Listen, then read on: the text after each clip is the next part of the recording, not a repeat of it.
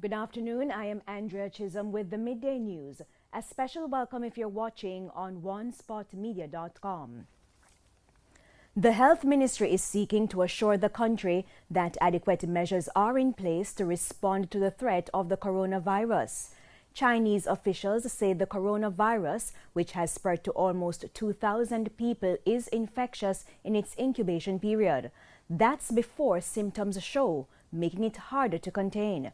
Health Minister Dr. Christopher Tufton says critical health workers in Jamaica have been placed on alert. He also expressed confidence in Jamaica's ability to deal with the issue. We have a good system to respond to these issues. This is similar to the SARS outbreak some years ago when we were prepared to deal with it. Fortunately, we never weren't affected. But these incidents come upon us in a global setting from time to time. We have a mechanism to respond. We follow the appropriate protocols. Public education is key. Border protection is key. Ensuring that the hospital service can respond is another issue. So all of those have been triggered. And over the coming days and weeks, we will seek to keep the public more informed. And the death toll from the coronavirus has risen to 81 as residents of Hubei province were banned from entering Hong Kong amidst global efforts to halt the spread of the outbreak. Health Commission officials said the number of deaths from the flu-like virus climbed from 56 to 76 overnight. The total number of confirmed cases in China rose to about 30% to 2,744. China's cabinet said it would extend the week-long Lunar New Year holiday by 3 days to February 2 to slow the spread of the virus. Prime Minister Andrew Holness is reiterating that the government's crime-fighting strategy goes beyond pursuing criminals on the street corner. Mr. Holness says criminals are not limited to those who possibly dropped out of high school and are now in the streets with a gun. Some, he says, are university trained and were once part of the security forces. Some of them are university trained.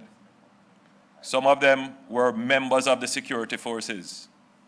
Some of them are well versed in financial matters. Some of them have training in cyber matters. And some of them are very well connected with international crime syndicates who have the capacity and the resources to hire not just well-paid attorneys and other professionals, but they have analysts who examine government strategies, find out areas of weakness, and make their plans. The Prime Minister adds that government is collecting intelligence while investing in technology and other resources to catch those criminals. And the Jamaica Defense Force has implemented a plan to grow the JDF. Chief of Defense Staff Lieutenant General Rocky Meade gave an update at a press conference on Sunday. We have a program that allows us to get a minimum of about 300 persons into the regular force of the JDF per quarter. When we do the recruiting, we actually recruit a lot more in the Jamaica National Service Corps, because you remember there's a parallel strategy to try and engage as many of our youth, to expose them to the JDF, to give them skill sets, hard certificates that they can use in any agency that they may be engaged in, or even in the private sector, and they leave with compulsory savings, so those who don't stay can engage in other activities. He adds that about 750 persons are sometimes engaged through the Jamaica National Service Corps. So that by the time we do the training and we see those who are fit to continue with military work, we usually end up with at least 300 per quarter that we can engage in the regular force. And that program will continue as long as funding is available. Finance Minister Dr. Nigel Clarke is downplaying the number of job losses due to the closure of the Jiska Alpart plant in Nain St. Elizabeth. Speaking at the JLP's Area Council 1 meeting on Sunday, he conceded that the number of persons employed in the mining sector is small. When mining goes down, is enough to drag the statistic down. But mining just employ a couple thousand. It's 1.25 million people working, and all of them work in other sectors. And those sectors are growing. Dr. Clark adds there are a number of jobs available in several other sectors. There was a time where the career section of the Sunday newspaper, them used to have one section for the job them advertising, and that was section F or G or something like that. When you open it up today, it's not one section them have. It's not two section them have. Come help me, counselor. It's not two section them have. It's 3 sections of jobs advertised.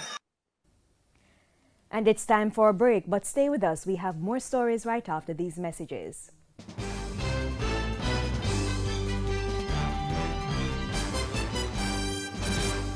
Welcome back, and we're continuing the news. The government is committed to improving vulnerable communities through a poverty reduction program, which falls under the Jamaica Social Investment Fund, JSIF. Minister of National Security Dr. Horace Chang says the European Union-funded project can transform communities and drive economic upliftment. TVJ's Kalisha Williams reports. The character of these communities have to change, so to change the character of the individuals. And National Security Minister Dr. Horace Chang believes the poverty reduction program can do just that.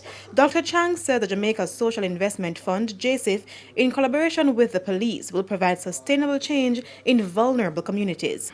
And when we go in with the zones of special operation and with JSIF, which seeks to improve not just to provide jobs and seek to improve the environment, but bring safety. That's a fundamental shift in what happens. The workers who is building the zinc fence don't have to pay the gang on a commission, because that's the reality of there. The man who is supervising don't have to pay a commission to the Don, because he's working with JSIF and the police is in the area, in a zone of special operation.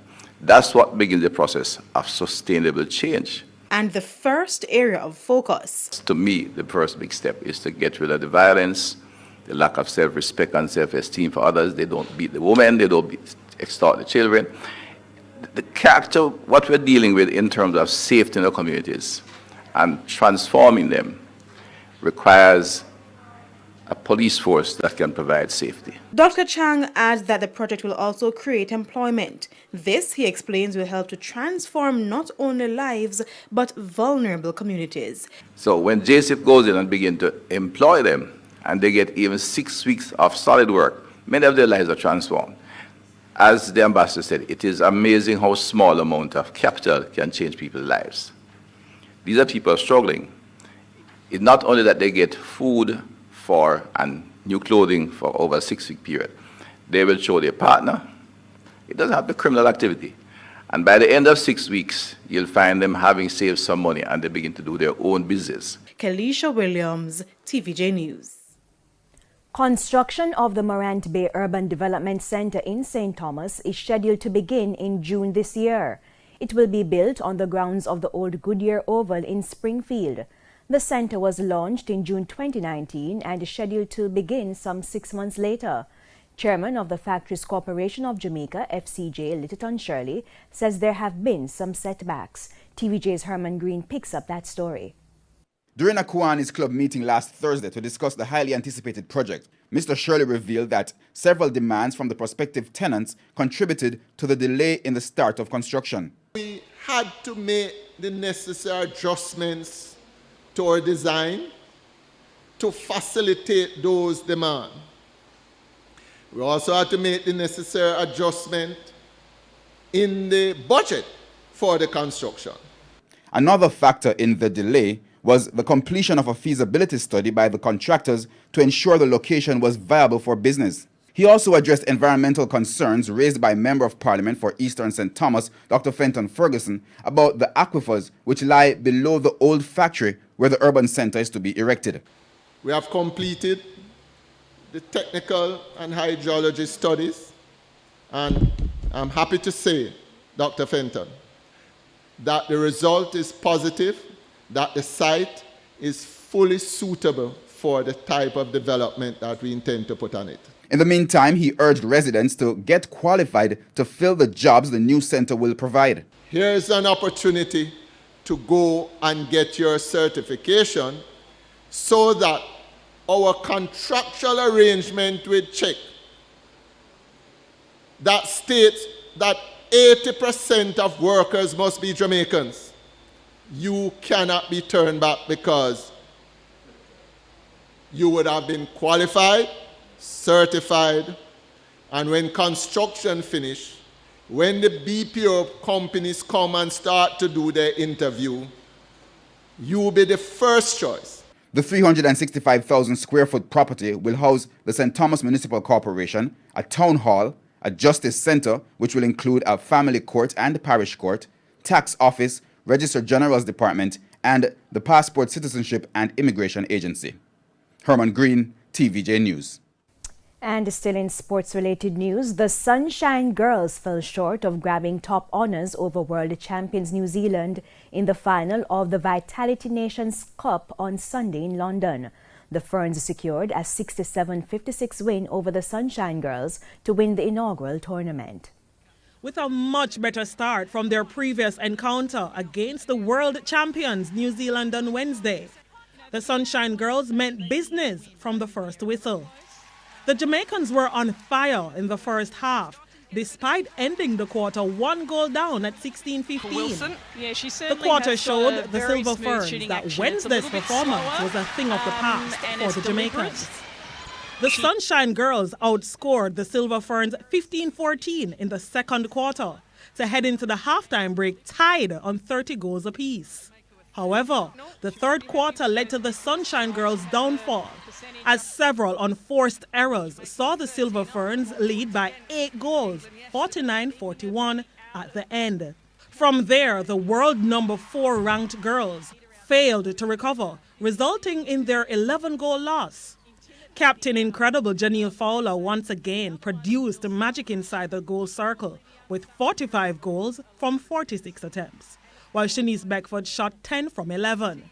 Head coach Connie Francis was beaming with pride over the team's performance. Heaps of positive. I thought that our girls, they say from start that it was important for us to go and leave everything on the court. There were questionable calls. I thought that I would have loved to have seen some more consistency, but that's behind us now. It's only to build forward. Although we do make some unforced errors, that was really costly. But I'm very proud of the effort of all our girls. I thought that they really raised the bar in our netball. The Sunshine Girls will next be in action at the Trinidad and Tobago Anniversary Tournament in July. Trishana McGowan, TVJ Sports. And that's the Midday News. I'm Andrea Chisholm. Join us at 7 for the Primetime News Package. On behalf of the news, sports and production teams, good afternoon.